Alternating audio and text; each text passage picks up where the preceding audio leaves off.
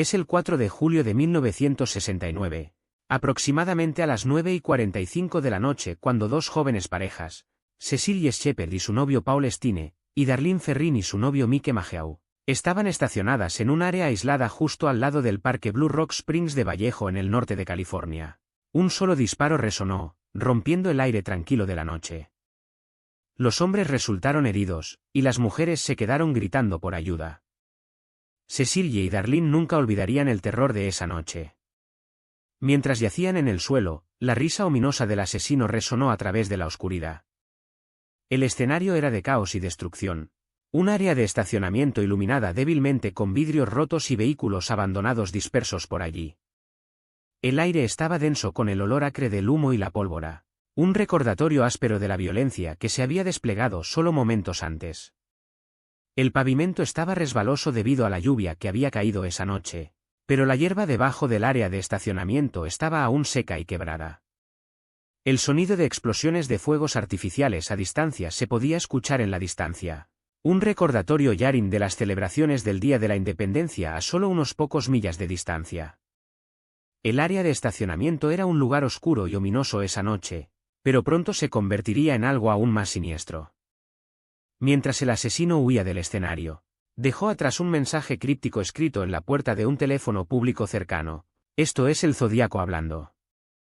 Las palabras enviaron un escalofrío por la espalda de cualquiera que las escuchara, y marcó el comienzo de una era de terror que abarcaría el norte de California durante años. La identidad del asesino permaneció un misterio, pero su estilo característico y tácticas brutales dejaron un rastro de miedo y confusión en su WAC.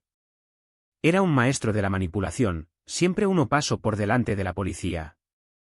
Sus motivos eran inciertos, pero una cosa era segura: era una fuerza con la que había que contar. Los testigos informaron haber escuchado el sonido de neumáticos chirriando y un fuerte impacto mientras el asesino se alejaba del escenario en su automóvil azul. Los gritos de las víctimas aún resonaban en sus mentes mientras veían horrorizados cómo el asesino se alejaba. En la noche, incluso uno de los testigos afirmó haber visto la cara del asesino, pero fue un vistazo fugaz y nada fue confirmado. La risa del asesino y el sonido de neumáticos chirriando se quedarían en las memorias de aquellos que las escucharon, por el resto de sus vidas. Mientras la policía comenzaba a ensamblar los eventos de esa noche, una cosa era clara: el asesino del Zodíaco estaba suelto. Antes de seguir adelante, haga clic en el botón de suscripción y en la campana. Publicamos nuevos casos todos los días. Desde historias de crímenes verdaderos hasta misterios que siguen sin resolverse, nuestro canal tiene todo. Voy a llevarlo de vuelta al principio de esta historia, a principios de la década de 1960, cuando una serie de cartas extrañas y códigos comenzaron a surgir en el norte de California. Las cartas eran crípticas y amenazantes, pero parecían apuntar a un juego más grande jugado por el asesino. A medida que el recuento de víctimas aumentaba, una cosa se hizo clara: el asesino del Zodíaco era un maestro de la manipulación y la destrucción. Siempre estaba un paso por delante de la policía, dejando atrás un rastro de pistas y códigos que parecían imposibles de descifrar.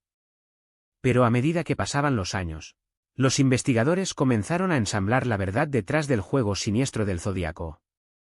A medida que las cartas del asesino del Zodíaco comenzaron a surgir, los investigadores se dieron cuenta de que esto era más que solo una serie de asesinatos simples. El asesino estaba obsesionado con códigos y ciphers, a menudo incluyéndolos en sus cartas y mensajes.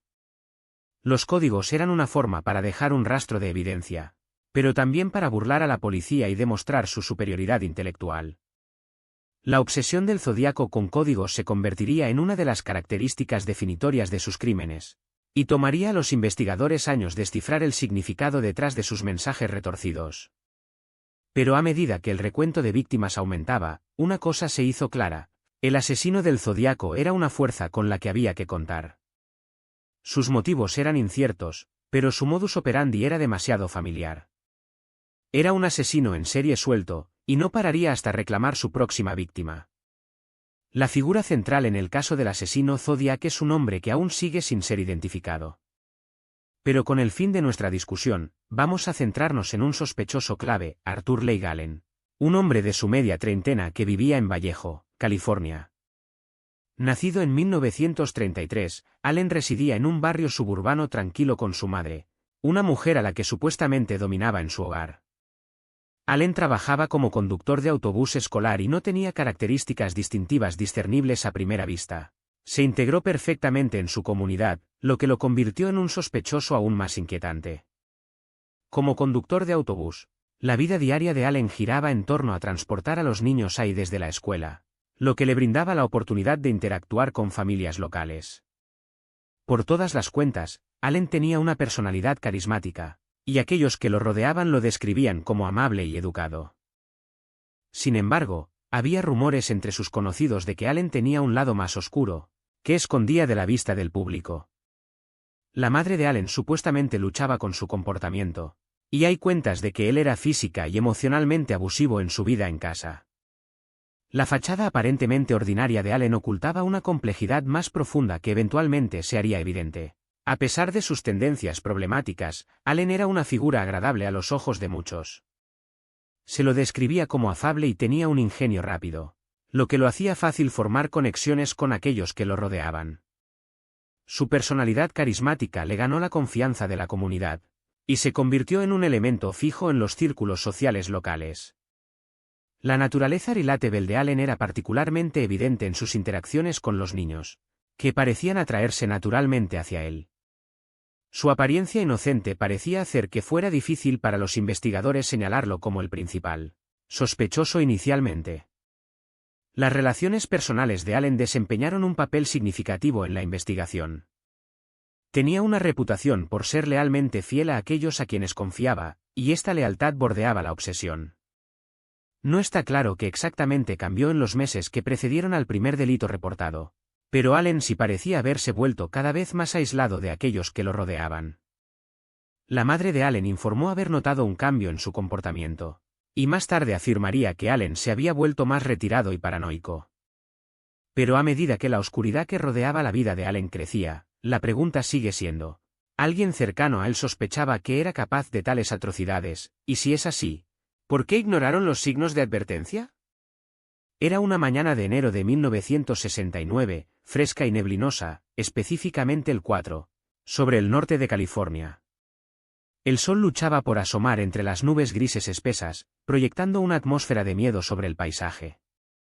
El aire era fresco, con un toque de humedad, estableciendo el tono para un día que se convertiría en una infamia. En la zona del área de la bahía de San Francisco, un sentido de tranquilidad flotaba en el aire, pero los residentes no tenían idea de que una tormenta de violencia estaba a punto de estallar. Un sentimiento de miedo comenzó a asentarse, mientras que una pareja inocente iba sobre su rutina. Mientras David Faraday y Betty Lou Jensen, ambos de 17 años y novios de secundaria, se dirigían a un lugar de encuentro secreto, no tenían idea de que estaban siendo observados. Una par de faros apareció de repente en la distancia, iluminando la niebla.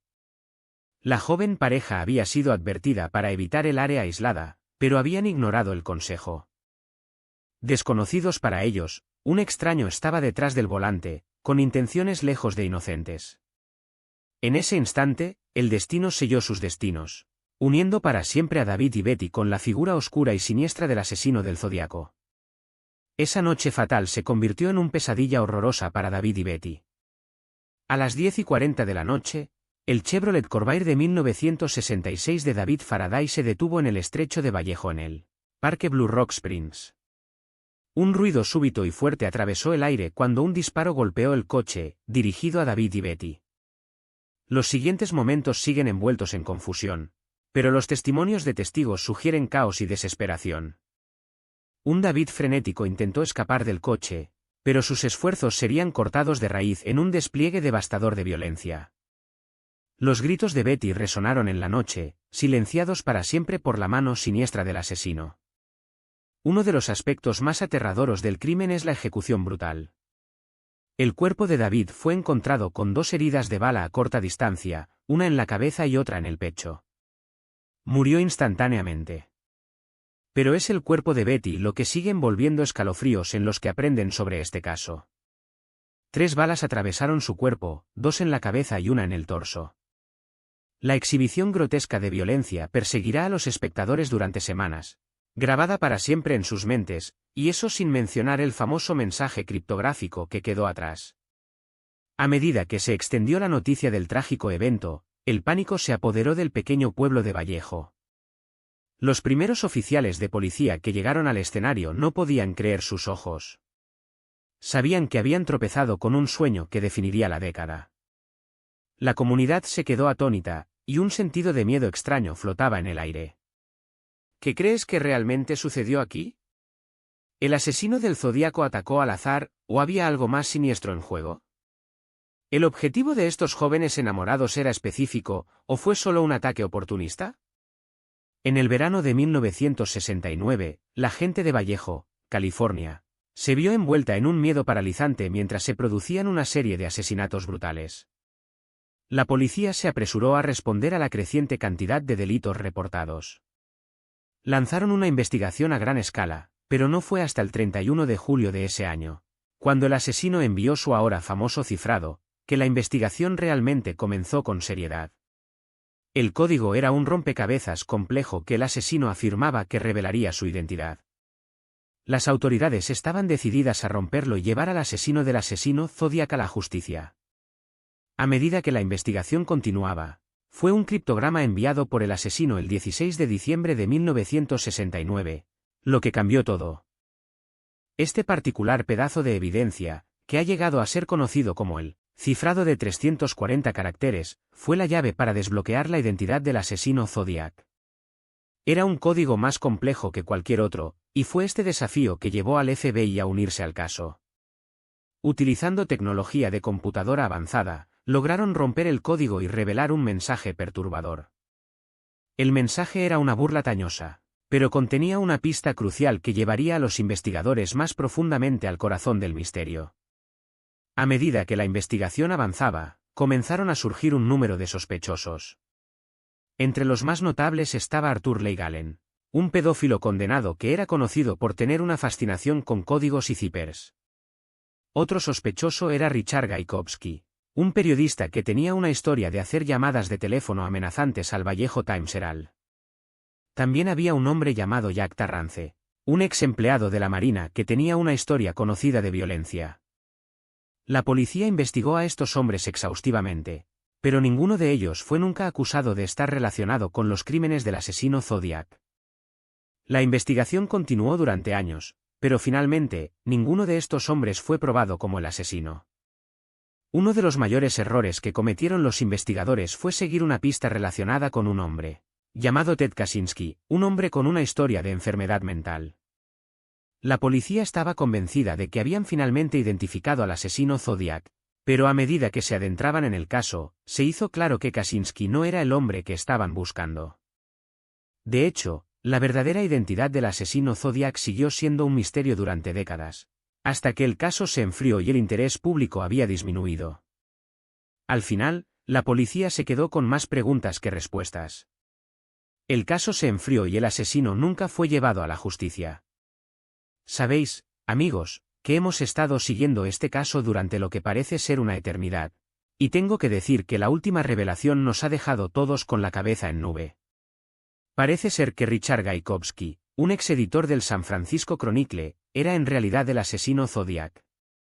Eso es correcto, el mismo hombre que ayudó a dar a conocer la historia del asesino Zodiac, era en realidad el asesino elusivo. La investigación desenterró una serie de pistas criptográficas que apuntaban directamente a Gajkowski, y es un giro sorprendente que nadie vio venir. Este caso acaba de volverse mucho más complicado. Ahora, déjame desglosar la evidencia que llevó a los investigadores a creer que Gajkowski era el asesino Zodiac. Se descubrió que tenía acceso a los códigos y cifras criptográficas enviadas por el asesino Zodiac, y que incluso tenía un estilo de escritura similar al del asesino. Además, la policía fue capaz de coincidir una máquina de escribir que pertenecía a Gajkowski con una de las cartas famosas del